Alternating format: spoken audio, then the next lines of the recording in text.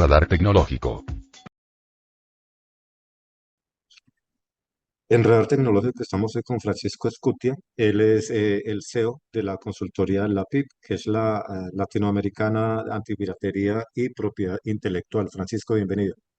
Hola, ¿qué tal? Muchas gracias por la oportunidad. Vamos a hablar, Francisco, justamente de esto, de la piratería, de la propiedad intelectual, con motivo además del Summit de Propiedad Intelectual que se realizará aquí en Colombia próximamente y se ha realizado en otros países de Sudamérica. Empecemos por este dato. Las estadísticas muestran que en América Latina el 23% de los hogares consumen televisión paga ilegal y el 64%, una cifra bien alta, accede a contenido pirata. ¿Qué está haciendo la industria para lidiar con esta problemática que es cultural además de financiera? Bueno, la industria ha entendido que hay un problema, por supuesto, afuera. La industria ha desarrollado diferentes programas. Prácticamente cada uno de los operadores y o sea, operadores y programadores han desarrollado su propia área de antipiratería, su propio programa.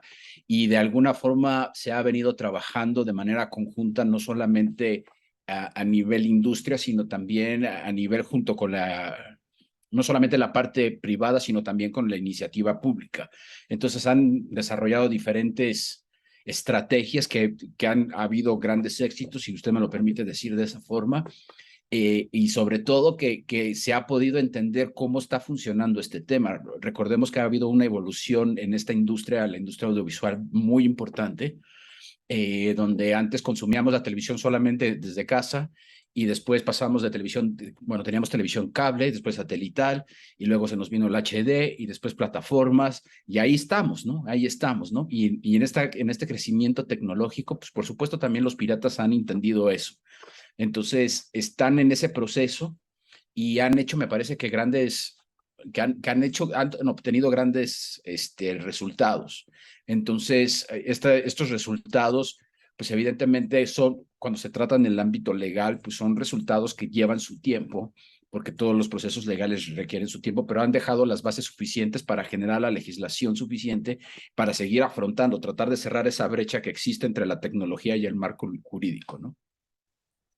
¿Qué tipo de estímulos podría tener la industria para que los clientes prefieran pagar la suscripción legal en lugar de preferir el servicio pirata por un poco de ahorro en dinero? Bueno, empecemos que no, y eso es una gran pregunta. Yo creo que deberíamos de partir de algo que es muy importante. El consumidor no está ahorrando. En realidad, lo que está sucediendo con el consumidor es que viene perdiendo. ¿Qué viene perdiendo? Si bien es cierto, puede obtener una oferta, digamos, un poco más barata que la legal, pero lo que está comprometiendo son sus datos personales. Entonces es ahí donde usted sabe que estas organizaciones criminales, la forma de que sobreviven es vendiendo toda la información, hackean la información, robo de identidad, todos estos datos personales están totalmente comprometidos. Entonces, ¿qué es lo que se tiene que hacer? Pues yo creo que tenemos que partir de un tema de idiosincrasia, ¿no? Yo creo que para llegarle al público consumidor debe de entender de que esto no es una oferta, no es una gran oportunidad. Esto es un crimen. Esto se llama robar. Lo que están haciendo las organizaciones criminales, están robando contenido para venderlo de alguna forma o hasta a venderlo, regalarlo a intercambio de obtención de datos. Y un dato importante que creo yo que siempre refleja yo en las conversaciones que tengo, en las capacitaciones que hago, yo siempre refiero, ¿qué pasaría si yo le vendo un coche de alta gama, como puede ser pensemos un coche, un BMW, que cuesta normalmente en el mercado, pensemos $30,000. Si yo a usted se lo vendo ese coche de $30,000 en $1,000, posiblemente usted se va a hacer para atrás y va a decir, o es robado, o está chocado, o es chino, o todo menos que es legal. Entonces, esa misma idiosincrasia que tenemos sobre un auto, deberíamos de pensar exactamente en lo mismo cuando vemos que nos están regalando televisión o cuando podemos contratar un servicio por $5 al mes. Ese mismo sentimiento debemos de tenerlo de, no, esto está mal. Y no es así. Al día de hoy todavía no estamos en ese punto. Debemos de llegar ahí y debemos de llegar a ese punto de decir que te genere esa misma sorpresa si te venden un coche de alta gama en $1,000 que te venden televisión. Deberíamos decir, no, seguramente esto es robado. Adicionalmente, en este mismo punto, ahí está el caso de suscriptores que son legítimos y retransmiten de manera ilegal y es a veces difícil de rastrear ese punto de emisión. Además de ser un tema ético, obviamente, como usted lo menciona, en términos de control es imposible manejar este tipo de situaciones. Bueno, todo el tema de retransmisión, yo creo que el tema de retransmisión es la piratería más, digamos, la más básica, por decirlo de alguna forma, ¿no? La piratería más tradicional, el tema de retransmisión. Entonces, sí existe retransmisión. Una piratería tradicional sería la retransmisión, por ejemplo, cableoperadores que retransmiten utilizando equipos DTH, los equipos satelitales, y ahora hasta pueden utilizar equipos piratas como accediendo a aplicaciones y todo esto para retransmitir a una base de personas. Ese tipo de piratería sigue existiendo y en Colombia es uno de los temas que sigue existiendo todavía, no en tanta cantidad porque ha habido una evolución, ¿no? Una evolución tecnológica, pero sigue siendo un tema. Y acá los titulares de las señales de los canales, pues siguen haciendo las acciones, siguen trabajando en ello y siguen presentando denuncias ante las autoridades correspondientes. Hay un tema que es también delicado. El 58% de la población que está conectada a Internet en este momento consume contenidos piratas, pero la mitad de estas personas no saben que ese contenido es de origen ilegal. Esto en algún momento podría poner en aprietos o en riesgo esta industria a mediano plazo. Sí, claro, por supuesto, porque no solamente, y yo creo que aquí hay dos connotaciones que me parece que son importantes. Esta industria audiovisual o esta industria, vamos a decirlo, esta industria que ofrece contenido o que ofrece servicios de televisión, por decirlo de alguna forma, ya son empresas que ofrecen internet, telefonía fija, telefonía móvil y servicios de televisión, ¿correcto? Entonces, qué es lo que está pasando? Que la gente dice, bueno, cancelo televisión, pero me quedo con el Internet. Y no solamente me quedo con el Internet, sino me quedo con el Internet para poder acceder a contenido. Es algo que siempre nos pasa y que yo siempre señalo, ¿no? Nosotros como consumidores tenemos esta necesidad de acceder al contenido de manera inmediata. Si ahorita estuviera pasando un partido de fútbol, pensemos, Colombia contra Chile. Si ahorita está el partido, yo ahorita quiero ver y lo primero que abro es un buscador en internet, busco Colombia contra Chile y ahí me van a salir todas las opciones para verlas, las legales y las ilegales. ¿Qué es lo que voy a querer acceder? Pues la gratis, ¿no? Y que no es gratis, pero pensemos, y se mete en un servicio cualquiera, Francisco TV, pensemos, francisco.tv. Entonces, la gente debe de empezar a entender que no todo lo que dice el Internet es verdad o no es cierto. Estas organizaciones criminales siempre ponen, voy a poner otro ejemplo, francisco.tv, yo tengo toda mi gente trabajando para que en las páginas de los buscadores salga Francisco TV 100% legal, 100% gratuito, no te preocupes, no es virus, no, todo esto, y salen las primeras dos páginas del buscador. Y nosotros cuando vemos 100% legal damos por hecho que sí. ¿Por qué? Porque lo dice el buscador. Y eso no es así. Eso no es así. Nosotros debemos de tener este sentimiento como el del auto de alta gama en $1,000. Nosotros tenemos que hacer ese mismo extrañamiento. Si ahorita alguien le llega a usted y le ofrece, no sé, no sé, la bolsa de alta gama de igual forma, que cuesta normalmente $3,000 y se le ofrece en $50, usted va a pensar todo menos que es original, ¿no? Esa misma sensación nosotros debemos de tener. En el caso de las tarifas que están ofreciendo los proveedores de servicio o de contenido, de pronto se podrían repensar un poquito o sacrificar de pronto un poco esas utilidades con el fin de aumentar más el trabajo legal, atacar de esa manera la piratería. Bueno, yo desconozco cuáles son las tarifas, no sé cuáles son las ofertas comerciales de los legales. Lo que sí sé es que hay opciones legales que de alguna forma se sustentan a través de publicidad, que son plataformas que ofrecen contenido en exclusiva y no, y que eso tiene publicidad. De eso viven de la publicidad.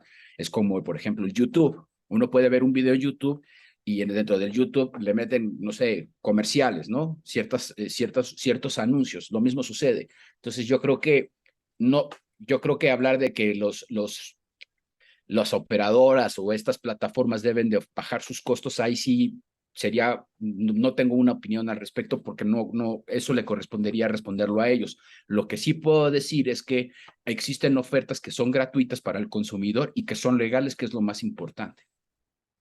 Miremos este punto. La industria audiovisual puede proveer todo el acervo probatorio para que la justicia realice su labor de investigación y de análisis de las situaciones, pero aún así estas condiciones se mantienen y tienden a crecer.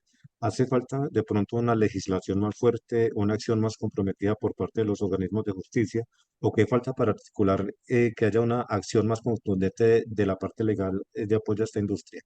Bueno, yo creo que esto es un trabajo que tiene que ser en conjunto, la iniciativa privada y la iniciativa y las autoridades, ¿no? Y sí, efectivamente, yo creo que lo que se trata de hacer es empezar a cerrar la brecha que existe entre tecnología y el marco jurídico, como lo decía al principio de la conversación. Eh, qué es lo que se tiene que llegar? Primero se tienen que hacer hay 4 formas de combatir la piratería desde mi punto de vista. La primera, todo lo que tiene que ver con las acciones legales. La segunda, todo lo que tenga que ver con el conocimiento, las capacitaciones a los entes reguladores, hablarle primero en instancia, yo creo que no dar por hecho que todos conocemos cómo funciona esta industria, empezar a conocer cómo funciona la industria legal y a partir de ahí empezar a determinar cómo funciona la industria ilegal, cuál es el daño que nos están ocasionando. Entonces, conocimiento, ¿no?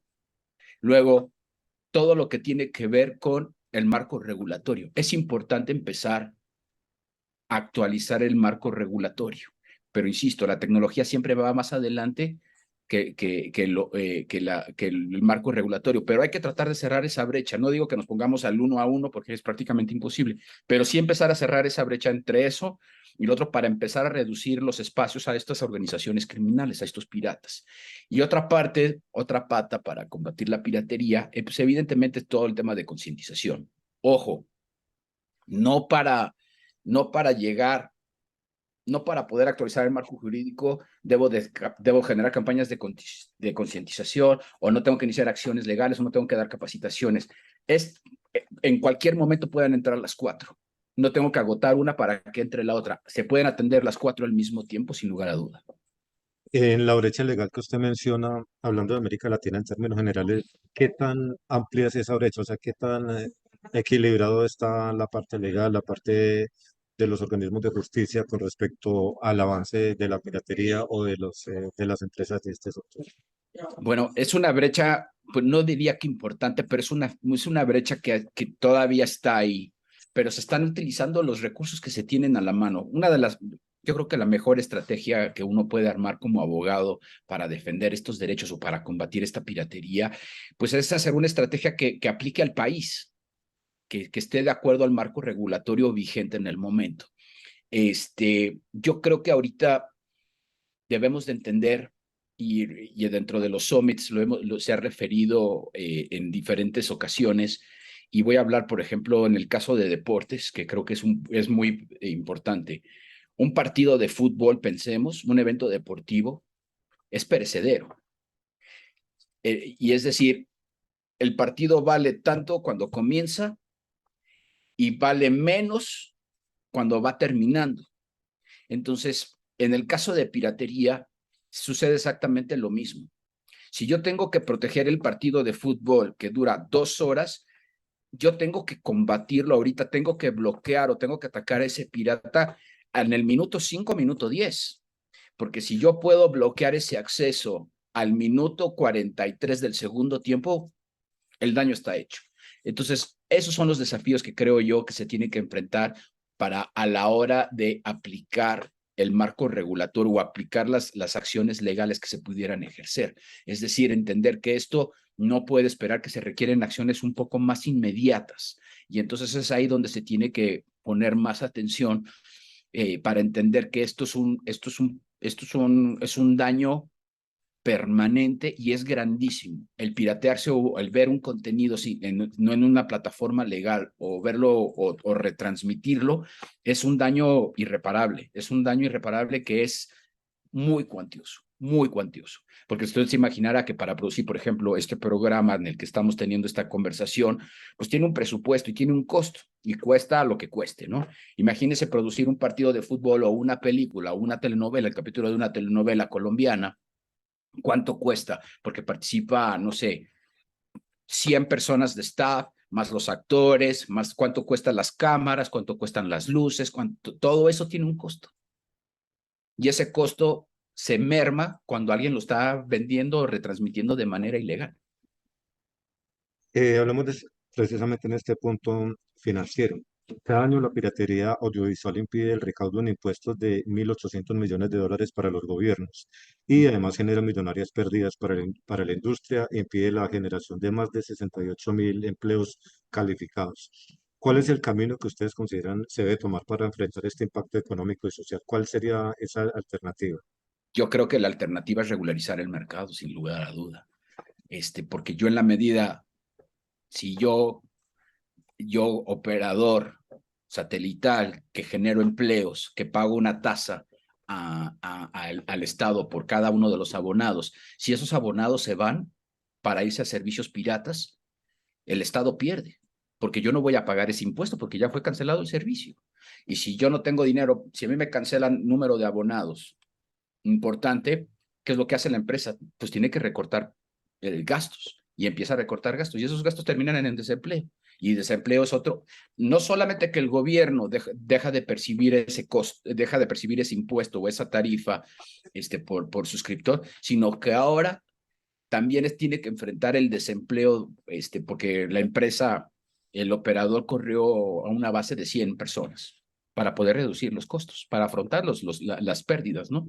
Y esos 100 empleos se traducen en 100 familias que han perdido el empleo y eso como país es una afectación, porque si tienes un índice de desempleo importante, ¿por qué voy a invertir en un país? Y entonces eso es una bola de nieve, ¿no? Que va creciendo, que va creciendo. Eso debería alentar a los estados para tener un mayor compromiso en este tema legal, en apoyar más a la industria legal audiovisual.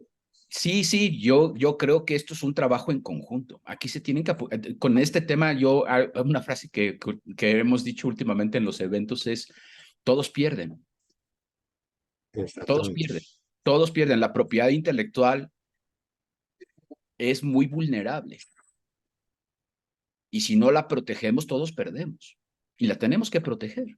Porque no solamente hay que pensar que los grandes estudios o estas grandes empresotas, no, la gente que trabaja ahí. El señor que jala los cables, el pintor, el escenógrafo, la maquillista, todas estas personas que trabajan alrededor son los que pierden, porque si yo cancelo una producción, cancelo la producción y me llevo todo eso a otro país. Y entonces otra vez se traduce en desempleo o en inversión. Francisco Escutia, CEO de la consultora latinoamericana antipiratería y propiedad intelectual. Gracias por estar aquí en Radio Tecnológica. No, gracias a ustedes por la invitación y cualquier cosa queda a sus órdenes. Radar tecnológico.